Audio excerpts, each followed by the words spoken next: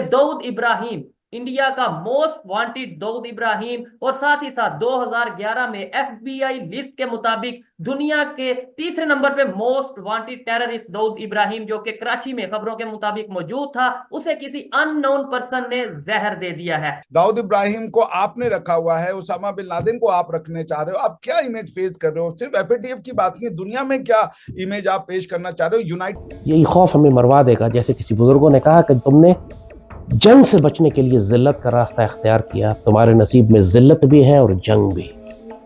अब पाकिस्तानी चाहें या ना चाहें, आपको गज़वा हिंद में भारत के खिलाफ जाना पड़ेगा।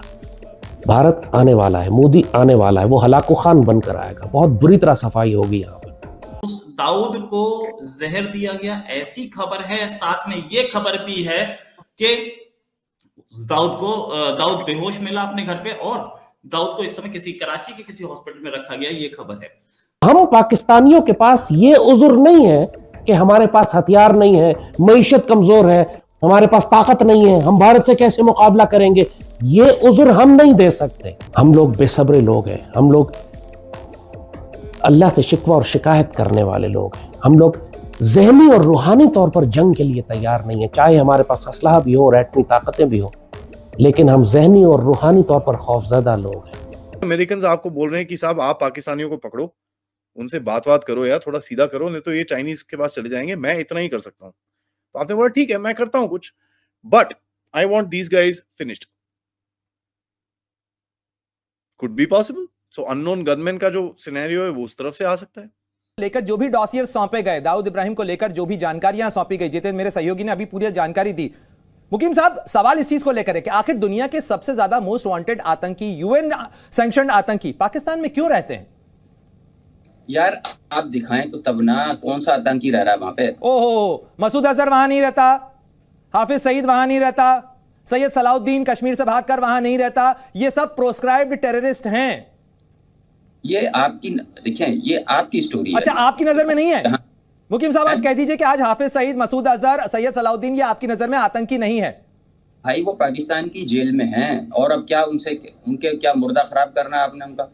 दोस्तों, आप सभी जानते हो दाऊद इब्राहिम के करम भारत में कई सारे मासूम इंसानों की जान गई है, काफी सारे आतंकवादी हमले हैं। तो दोस्तों, खबर अभी ये आई है कि दाऊद का जो कराची में एक घर है, वहां पर उससे घर में जहर किसी ने दे दिया है, जिस वजह से उन्हें हॉस्पिटल में दाखिल होना पड़ा और वहां पर उनकी जान चली गई। तो दाऊद की मौत की न्यूज पहले काफी बार आई है, लेकिन कोई भी सच साबित नहीं हो पाया आज तक। जैसे कि हम कह सकते हैं पाकिस्तान में जैसे एक से एक, जैसे कि हमारे दुश्मनों को निपटाया जा रहा है, तो देखते हुए हम दाऊद इब्राहिम की मौत को अब की बार हम झूठ भी नहीं कह सकते। इसलिए ये मौत की खबर सच हो सकती है, लेकिन हम किसी भी तरीके से इसको कंफर्म तो नहीं कह सकते, क्योंकि पाकिस्तान तो कभी ये मानेगा नहीं, क्योंकि पाकिस्तान के हिसाब से तो दाऊद पाकिस्तान में कोई है ही नहीं। और अगर ये खबर आखिर सच है तो ये पाकिस्तान के लिए बहुत बड़ा झटका है, क्योंकि पाकिस्तान में जो भारत के और भी काफी सारे दुश्मन हैं, वो भी अब अपने दिन गिन रहे होंगे। अब जो भी पाकिस्तान में दाऊद की मौत को लेकर खबर चल रही है, वो आगे आप वीडियो में एंजॉय कीजिए। मैं मिलता हूँ वीडियो के एंड पर। तो दोस्तों, आप सभी से रिक्वेस्ट है, दाऊद की मौत की खबर के इस नाम पर एक वीडियो को लाइक करना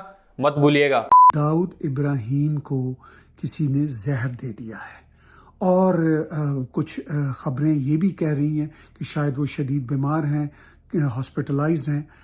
पाकिस्तान से इस बात की कंफर्मेशन मिलना करीब नामुमकिन है कि वो पाकिस्तान में भी रहते थे।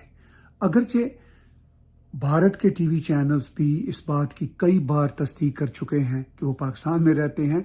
भारत के टीवी चैनल्स को छोड़िए, कराची के कई शहरी जो कनाडा के शहरी भी हैं, वो मुझे ज़ाती तौर पर और यहाँ की टोरंटो की महफिलों में बता चुके हैं कि उनकी मुलाकात दाऊद इब्राहिम से हुई थी। लिहाजा दाऊद इब्राहिम जो भारत और अमेरिका दोनों को बेहद वक्त मतलूब हैं, वो किसी सीक्रेसी का शिकार नहीं इन टर्म्स के वो कराची में रहते थे। ये बात सभी जानते हैं, मगर कहने को कोई तैयार नहीं। अब देखते हैं कि ये खबर कितनी सच्ची साबित होती है। The problem is, पाकिस्तानी तो कभी एक्नॉलेज करते ही नहीं थे कि यहां पर बैठा है, तो अगर ये एक्नॉलेज नहीं करते थे तो कैसे बोलेंगे क्या? ये बड़ा पंगा है। So confirmation of this incident will become a problem. It's gonna become a big problem unless and until Pakistan के अंदर से कुछ आवाजें बाहर निकले जो बोले कि साहब ये तो थैंक यू हो गया है इसका काम। That is the only way that you will get some confirmation and आपको पता चलेगा कि कुछ गड़बड़ हुई है। लेकिन बहुत घरों के अंदर आज मातम मन रहा होगा, स्पेशली जो पता ही है आपको मैं किन किन घरों की बात कर रहा हूँ। कुछ भारत में भी हैं, कुछ बाहर भी हैं, जिनके घरों में मातम मन रहा होगा कि साहब ऐसा है, ये तो हमारा प्रोवाइडर था, ये तो गया। निज्जर की जो चीज हुई थी is the same thing, he is a drug gang. अब वो एक ड्रग गैंग दूसरे ड्रग गैंग के साथ कुछ गड़बड़ हुई है वहां पर, ठक ठक ठक finished. So this is what I wanted to say about Dawood Ibrahim. मेरे हिसाब से, and I am saying this again, he is done. ठीक है, वो ऑब्वियसली अभी तक नहीं हुआ है उसका काम खत्म, क्योंकि ये पॉइजन जो भी है, अगर वो साजिद मीर वाला सेम पॉइजन है, वो थोड़ा टाइम लगता है। ठीक है, it takes time to kind of set in, but once it sets in I think he will be gone. उस वक्त आप ये उज़्र नहीं पेश कर सकेंगे कि हम कमज़ोर हैं, हम कैसे जंग करें, हमारी तो मईशत ठीक नहीं है। दुश्मन ने ये नहीं देखेगा, ये फैसला वो करेगा कि उसने कब दाखिल होना है, और आपको ये अल्लाह फैसला करेगा कि आपको कितना अजाब देना है। मगर पाकिस्तानी कौम चाहे या ना चाहे, जंग करना चाहे या ना चाहे, आपको लड़ना तो पड़ेगा, और इसी का नाम ग़ज़वा हिंद है। बेहतर है तैयारी कर लें, बहुत सख्त सज़ा आने वाली है आपके ऊपर। दूसरी चीज, ये खबर कंफर्मेशन, पाकिस्तान तो इसकी कोई कंफर्मेशन करने वाला नहीं। पाकिस्तान ये भी कोशिश करेगा कि ये खबर सामने ना आए, राइट। हमने देखा है हाल में कि इंडिया के दुश्मन बहुत सारे पाकिस्तान में मारे गए, ठीक है, और पाकिस्तान ने भी उतना वोसिफेरसली या इतना एलोक्वेंटली या इतना, क्या बोलो हिंदी में, इतना चीख चिल्ला के उस पर नहीं बोला है, ठीक है। तो कहीं हमें दिखता है कि कुछ दाल में काला है। तो ये जो खबर है ये बहुत, जैसे बोलते हैं कि सोर्सेस से आई है, और अब हर जगह ये खबर फैल चुकी है। ये इससे पहले जो हमने देखा था, वो हमने ये देखा था कि पाकिस्तान में अननोन गनमैन इंडिया के दुश्मनों को मार रहे थे। वो अननोन गनमैन कौन है, किसी के पास इंफॉर्मेशन नहीं है उसकी।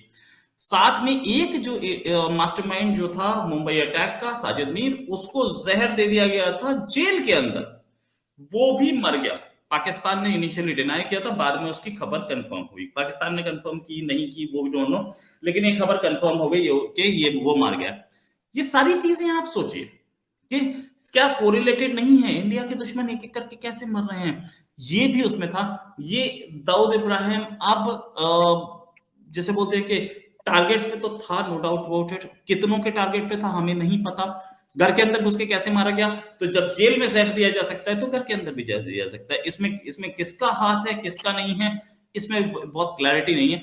तो दोस्तों, अब दाऊद के निपट जाने के बाद हाफिज सईद का बारी है। अब इन दोनों पर भी आप पाकिस्तान की कभी न्यूज देखोगे तो इन पर भी काफी बार अटैक हुआ है। एक बात तो हाफिज सईद के कार के नीचे बॉम्ब रखा गया था, लेकिन तरीके से कह सकते हैं जैसे ही हाफिज सईद कार में अपने बैठने जा रहे थे तो उन्हें पता चल गया कि कार में बॉम्ब लगा है, और वो निकल गया और वो बच गया। और जब हाफिज सईद एक घर में बंद था तो उसको एक बॉम्ब से उड़ाने का प्लान था, लेकिन तब भी वो बच गया। लेकिन एक तरीके से कह सकते हैं बहुत ज्यादा करीबी जाकर ही वो बच रहा है, लेकिन कब तक बचेगा ये भी एक सवाल है, क्योंकि इनकी वजह से हमारे देश के अंदर काफी ज्यादा नुकसान हुआ है, काफी लोगों की जानें गई हैं। इसी वजह से कह सकते हैं कि जब तक इनकी मौत नहीं होती है तब तक हमारे लिए बिल्कुल भी चैन से बैठने का टाइम नहीं है। और हम ये भी कह सकते हैं जिस तरीके से हमारे दुश्मनों को उड़ाया जा रहा है तो इनका भी दिन अब काफी ज्यादा दूर नहीं है। इनके पास भी इतना ज्यादा टाइम तो है नहीं, ज्यादा से ज्यादा एक साल रहेगा, 2 साल रहेगा, इससे ज्यादा हमारे दुश्मनों को जीने भी नहीं दिया जाएगा। ज्यादा से ज्यादा 1-2 साल ये जी लेंगे। अब देखते हैं कि इनका भी न्यूज कौन लाता है। और दूसरी तरफ जैसे जैसे इनके पास के करीबी जाएंगे